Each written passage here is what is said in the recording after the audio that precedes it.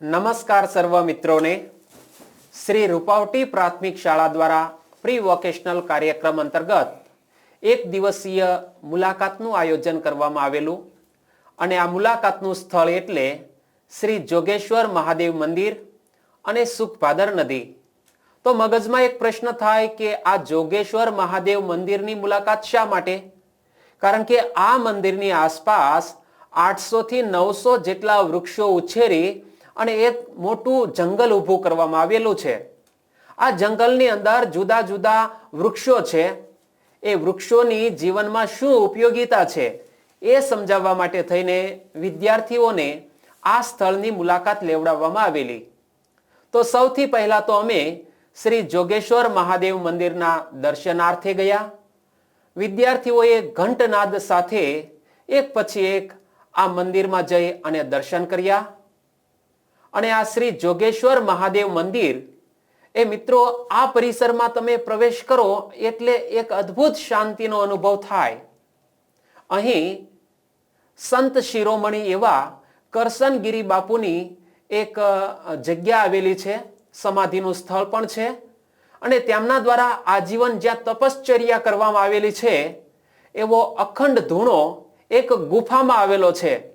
તો વિદ્યાર્થીઓએ એ ગુફામાં જઈને એ ધૂણાના દર્શન પણ કર્યા, આ મંદિરની પરિક્રમા પણ કરી અને જોગેશ્વર મહાદેવજીના દર્શન કર્યા બાદ અહીં વિદ્યાર્થીઓએ પટાંગણની અંદર જે વડલાઓ આવેલા છે એની મોટી વડવાઈઓ સાથે હિંચકવાનો આનંદ પણ માણ્યો.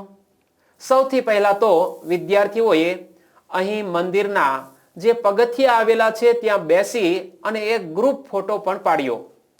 અહીં તમે જોઈ શકો છો કે વિદ્યાર્થીઓ કેટલા શાંત બેઠા છે. પણ હવે પછી તમે જોજો આ તેમની ટીખળ વૃત્તિ. કેટલાક વિદ્યાર્થીઓ વડવાઈઓથી ટીંગાઈ અને હિંચકી રહ્યા છે. અને ધોરણ 8માં સૌથી વધુ ઊંચાઈ વાળો વિદ્યાર્થી એટલે ખટાણા આયુષ. તો કેટલાક વિદ્યાર્થીઓએ ખટાણા આયુષને કહ્યું કે ભાઈ તું ઊંચો છો, આંબલી ઉપર જે કાતરા છે એ તું મને આપને. તો આયુષે એમ જ કર્યું. એ ખાટા ખાટા કાતરા હતા એ તોડી અને વિદ્યાર્થીઓને આપ્યા અને જાણે કે સેવાનું કામ કર્યું હોય એ રીતે તેને પણ આનંદ માણ્યો. અને વિદ્યાર્થીઓએ આ ખાટો મીઠો આંબલીનો સ્વાદ પણ માણ્યો. અને ત્યાર પછી અમે આગળ જતા પહોંચી ગયા નદીમાં નાહવા માટે. અને આ નદી એટલે કઈ નદી ખબર છે? સુખભાદર નદી. વિદ્યાર્થીની બહેનોએ તો આંબુડું જાંબુડું શરૂ કરી દીધું. ગોરમાં આપણે જ્યારે પૂજીએ, પરસોત્તમ મહિનો આવે ત્યારે આંબુડું જાંબુડું કરે, એવી જ રીતે વિદ્યાર્થીનીઓએ આંબુડું જાંબુડું કર્યું. અને મીના તો બિલકુલ નાહવાની ના પાડતી હતી. તો વિદ્યાર્થીની બહેનોએ તેને ભીંજવી નાખી, પાણીના છાંટણા ઉડાડ્યા અને તેને મીનાને પાણીમાં પલાળી દીધી. તો બીજી બાજુ વિદ્યાર્થી ભાઈઓ એમણે પણ નાહવાનો ખૂબ જ આનંદ માણ્યો. તેઓ અહીં તમે જોઈ શકો છો શું આનંદ છે.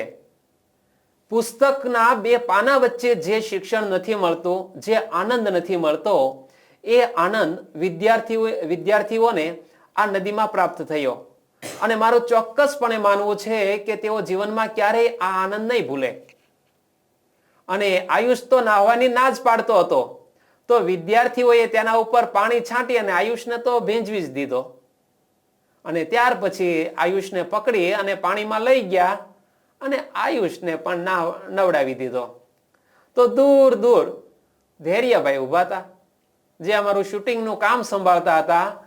એ ભાઈને પણ વિદ્યાર્થીઓએ પકડી અને નાહવા માટેની કોશિશ કરી. તો ભાઈ તો ભાગ્યા એટલે થોડો મોટો ફેરાવો કર્યો અને પકડદાવ કરી અને અમારા વિદ્યાર્થીઓ હતા તે ધૈર્યને પકડીને લઈ આવ્યા.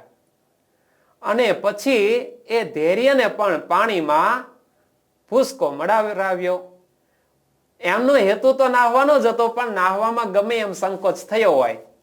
અને નાહ્યા પછી તેને પણ ખૂબ જ મજા પડી ગઈ અને પાણીમાંથી એક પણ વિદ્યાર્થી બહાર નીકળવાનું નામ લેતો ન હતો. પ્રકૃતિનું આ શિક્ષણ એમાં પણ સુખભાદર નદી. આ વર્ષે ચોમાસું પણ ખૂબ સારું રહ્યું અને ચોમાસાના અંતમાં પણ પાણીનો સતત વહેતો પ્રવાહ અને ચોખ્ખું પાણી જોઈ અને વિદ્યાર્થીઓને નાહવાની ખૂબ મજા પડી.